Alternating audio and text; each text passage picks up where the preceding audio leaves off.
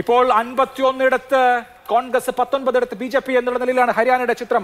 P Basant ഡൽഹിയിൽ നിന്നുണ്ട്. ബസന്ത്, ഹരിയാനയുടെ ജനവിധി നമുക്ക് ഇങ്ങനെ തന്നെ ആയിരിക്കും? ഇത് ആദ്യത്തെ മണിക്കൂറിലെ ഫലസൂചനകൾ ആണെങ്കിൽ പോലും കോൺഗ്രസ് വളരെ മികച്ച ഒരു വിജയത്തിലേക്ക് ഹരിയാനയിൽ പോവുകയാണെന്ന് ഈ നിമിഷം തന്നെ തീർത്ത് പറയാൻ കഴിയുമോ?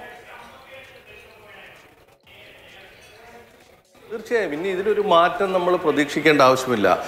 ഈ പോസ്റ്റൽ ബാലറ്റിലെ ഈ ട്രെൻഡ് എന്ന് പറയുന്നത് EVM വോട്ടുകൾ കൗണ്ട് ചെയ്യുമ്പോഴും അത് ഉണ്ടാവുമെന്നുള്ള കാര്യത്തിൽ സംശയമില്ല. പ്രതീക്ഷിച്ചതിനേക്കാൾ വലിയൊരു വിജയത്തിലേക്കാണ് പോകുന്നത്. ആക്സിസ് മൈ ഇന്ത്യ ഏകദേശം 65 സീറ്റുകൾ വരെ കോൺഗ്രസിന് നൽകിയിരിക്കുന്ന ഒരു സാഹചര്യമുണ്ട്. അപ്പോൾ അങ്ങനെയാണെങ്കിൽ ഇപ്പോൾ വരുന്ന ട്രെൻഡുകൾ വെച്ചാണെങ്കിൽ കോൺഗ്രസ് 60-ലധികം സീറ്റുകൾ നേടിക്കൊണ്ട് വളരെ വ്യക്തമായ 3-2 ഭൂരിപക്ഷത്തോടു കൂടി തന്നെ അവിടെ അധികാരത്തിൽ എത്തും എന്നുള്ള കാര്യത്തിൽ സംശയമില്ല.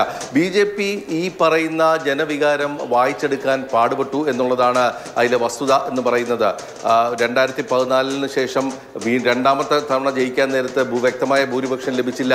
അന്ന് ചൗട്ടാലയുടെ കൂടെ അധികാരത്തിൽ കയറുന്നു. ചൗട്ടാലയുടെ 10 വോട്ടിന്റെ ബലത്തിലാണ് കഴിഞ്ഞ 5 കൊല്ലവും ഭരിച്ചത് എന്നുള്ളതാണ്. ചൗട്ടാല പാതി വഴിയായപ്പോൾ ചൗട്ടാല കളഞ്ഞിട്ട് പോകുന്ന ഒരു സാഹചര്യം വന്നു. ദുഷ്യന്ത് ചൗട്ടാല ഇപ്പോൾ പിന്നിൽ നിൽക്കുന്നു എന്നുള്ള വിവരമാണ് വരുന്നത്. അദ്ദേഹത്തിന്റെ JJP എന്നുള്ള പാർട്ടിക്ക് ഒരു സീറ്റ് പോലും ലഭിക്കാത്തൊരു സാഹചര്യം കൂടിയുണ്ട്. അപ്പോൾ ഹരിയാനയിൽ വലിയ തോതിലുള്ള വികാരം സർക്കാരിനെതിരെ ഉണ്ടായിരുന്നു. പ്രത്യേകിച്ച് കർഷക സമരവുമായി ബന്ധപ്പെട്ട് അത് ഹരിയാനയും പഞ്ചാബും കേന്ദ്രീകരിച്ച് നടന്ന ഒരു സമരമായിരുന്നു.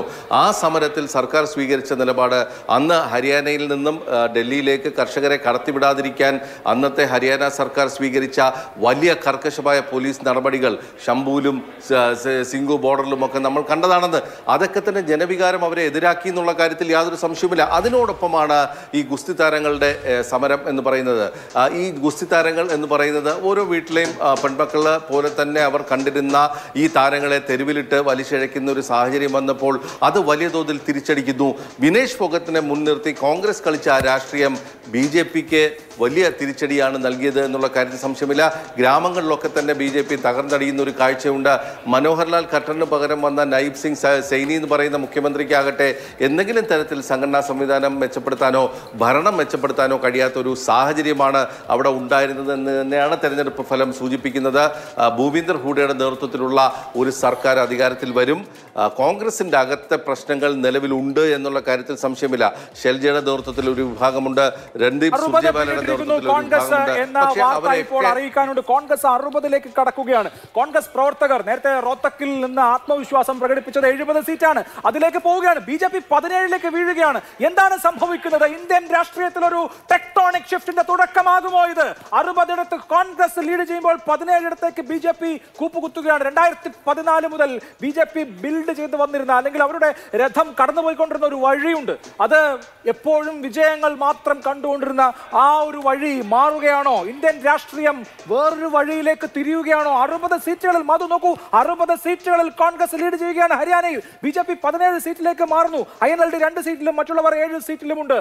87 ഇടങ്ങളിലെ ഫലസൂചനകൾ വന്നു തുടങ്ങുമ്പോഴാണ് ഇത്രയധികം സീറ്റുകളിൽ ലീഡ് നില പിടിച്ചുകൊണ്ട് കോൺഗ്രസ് ഇനി ഒരു തിരിച്ചുപോക്കില്ല എന്നത് വ്യക്തമാക്കിക്കൊണ്ട് മുന്നോട്ട് പോകുന്നത്. ഹരിയാന രാഷ്ട്രീയം കോൺഗ്രസിന്റെ കൈപ്പത്തിക്കുള്ളിൽ, കൈവെള്ളയ്ക്കുള്ളിൽ, കൈക്കുമ്പിളിനുള്ളിൽ നിൽക്കുകയാണ് എന്നുള്ളതാണ്. അവിടെ ഒരു താമരയും വിരിയില്ല എന്ന് തുറന്ന് പ്രഖ്യാപിക്കുകയാണ് ഭൂപീന്ദർ സിംഗ് ഹൂഡ.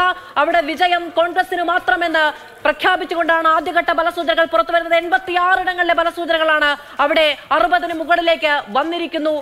കോൺഗ്രസിന്റെ ലീഡ് നില എന്നുള്ളത് വ്യക്തമാവുകയാണ്. 60, BJP 17 എന്നുള്ള നിലയിൽ. കാശ്മീരിന്റെ പട്ടികയിലേക്ക് നോക്കൂ, 41 എത്തിയിരിക്കുന്നു. 41 ഇടങ്ങളിൽ കോൺഗ്രസ് നാഷണൽ കോൺഫറൻസ് സഖ്യം മുന്നിട്ട് നിൽക്കുന്നു എന്നുള്ള പ്രധാനപ്പെട്ട വിവരം വരികയാണ്. 87 ഇടങ്ങളിലെ ഫലസൂചനയാണ് പുറത്തു വരുന്നത്.